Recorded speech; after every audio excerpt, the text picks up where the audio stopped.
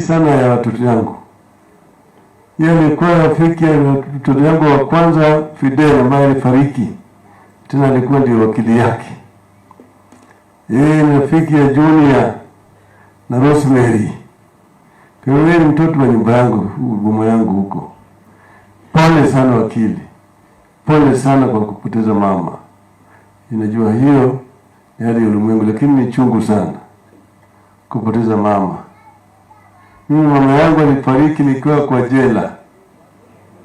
Sikupata, nilikuwa mgeni wa Nyayo.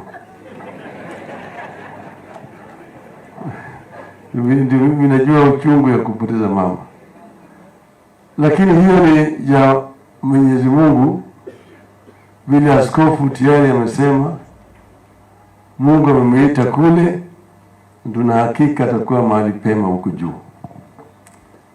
Sasa mimi nimeona wengi wenu hapa na nyinyi nyote nimepiga kura hapa kwangu. Mnipiga mimi kura kwa fujo kabisa. Mpiga kwa fujo kabisa. Walifanya ukarabati kule Nairobi vile unavyojua, na tumesema mara kwa mara kwamba mara hii sisi tutaki tu kuwacha namna hiyo, mpaka tufuate mpaka mwisho. Maana yake uliona kule Bwana Chebukati anasema yake na wale wengine wanasema yao. Wale ambao walikuwa ni marifari wanne walisema la, watatu wakasema ndio. Sasa mara hii kwa ya kwanza tukaona kama 3 imeshinda 4. Hiyo hesabu mpya. Ndio math. Ati wale watatu ndio waliosema ukweli, wale wanne walisema uongo. Na mtu mwingine vile akajitokeza akapiga filimbi na katoa matokeo tofauti na yale ambayo Chebukati alitangaza. Nitumwambia bwana, fungeni ile nyungu pale ambaye matokeo yaliingia. Fungeni 7.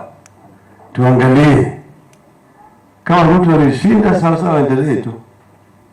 Lakini kama alishindwa asirudie tena. Hiyo ni mbaya. Hiyo ni mbaya. Pili, sisi tunasema watu wetu wamechoka. Gharama maisha imepanda. Si hivyo? Bei ya unga, bei ya mafuta, bei ya petroli, bei ya sukari, gharama ya stima, simepanda kila kitu. Karo ya shule simepanda. Ndio sababu tukasema bwana, ponda imechoka. Si ponda imechoka? Hapana, wazidisha weke mzigo zingine juu ya hizi nyingine. Sasa wanaleta ushuru tena mpya mingi zaidi. Kwa mafuta wanaongeza tena sasa 8% nyingine. Bei ya mafuta itaenda juu na 10 kwa kila lita. Hata bei ya petroli na kila kitu itaenda juu. Watu matatu, watu bodaboda watakuwa na shida. Upande mwingine hata wale wachana ambao wanafanya kazi ya kurembesha watu, kusuka nywele na kadhalika, watatoza ushuru. Mama mboga atatoza ushuru. Kama wewe uko na biashara ambayo unapata kila siku shilingi 1000, utapata pigo ushuru. Ushuru umeweka kwa kila kitu sasa. Kwa hiyo ndio tunasema hii sio ngwana. Wachini hii ili sasa mzigo ipunguzwe. Waje uchumi iinuke kidogo kwanza, ndio mwanzo mambo ya kutoa ushuru hiyo. Wakati hii Wakenya wanaumia. Si wanaumia kabisa? Hiyo sasa nataka ujutu asikie kwamba Wakenya wanaumia. Para nyingine tena ni mambo ambayo yanaitwa ubaguzi. Ubaguzi ya kikabila. Mmoja anaitwa Bwana Gachagua anasema Kenya ni kampuni ambayo watu wako na hisa. Kuna watu ambao wako na hisa mingi zaidi, wengine wako na kidogo, wengine hawana chochote.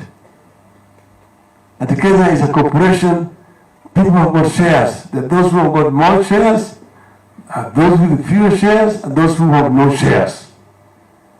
Sasa atusema kama wewe kupiga kura kwa Kenya Kwanza, wewe huna hisa. Alikuwa anadanganya bwana Mudavadi na bwana Wetangula ati watapata 30%, 30%. Iko wapi? Wale wanatupa kwa kazi, wanaweka kabila moja. Wanafutwa kazi, kabila moja linawekwa.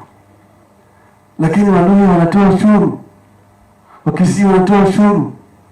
Wajaluo wanatoa ushuru. Hata kama wanatoa ushuru, Kenya haiwezi kuwa ni kabila moja au kabila mbili peke yake.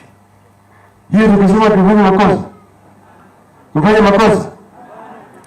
Tunasema Kenya ni watu wote. Kama umepatia kazi Mkalenjin, patia Mluhya, patia Mkisii, patia Mjaluo. Hiyo ndio Kenya tunataka. Lakini hiyo baguzi ya kikabila hatuwezi kukubali. Tumesema kama mtafanya na hiyo, tutaandika barua kwa Umoja wa Mataifa. Tupige kura ya maoni. Alafu mambo ya sheria ya ushuru tumesema Wakenya wakatai. Na bunge ikienda kule ipige kura, ijulikane mbunge gani ambaye anaunga hiyo mkono. Idadi ipelekwe pale ionekane. Mjumbe Butere alipiga namna gani? Bila Hussein alipiga namna gani? Si sawa? Si sawa? Wabunge wapinge sipinge. Wapinge. Si wapinge. Sasa mbunge wenu sasa mpaka pati ya habari. Ya kama wananchi wanataka hii sheria ya ushuru iwekwe kando kwanza mpaka uchumi imarike ndio rudishwe baadaye. Sasa wakati huu punda imechoka. Sio choka sana. Mmechoka sana. Asanteni sana. Wacha mimi niende sasa kwa tena mazishi ingine kule upande ya Kisumu. Mungu aweke roho ya mama pali pema peponi. Asanteni.